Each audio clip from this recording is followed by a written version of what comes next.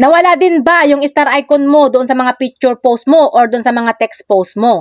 Siguro marami pa ang hindi nakakapansin nito or marami pa ang hindi nakakaalam na simula nung June 18, 2026, hindi na automatic na ma-turn on yung star natin doon sa ating mga picture post or doon sa mga ating text post. Pero sa mga pinupost nating video guys is automatic pa rin siya na ma-turn on yung star. Kaya automatic siya na meron na siyang star icon.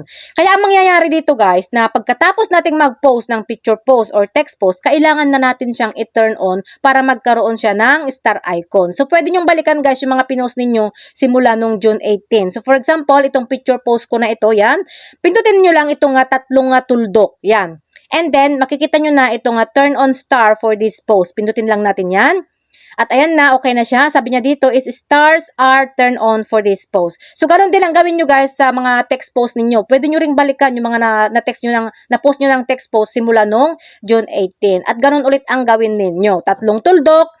And then, turn on star for this post. At eto na, stars are turned on for this post. So, ganun lang ang gawin ninyo guys. After nyo mag-post ng picture post or text post, i-turn on nyo na kaagad yung star ng mga post ninyo para magkaroon ng star icon.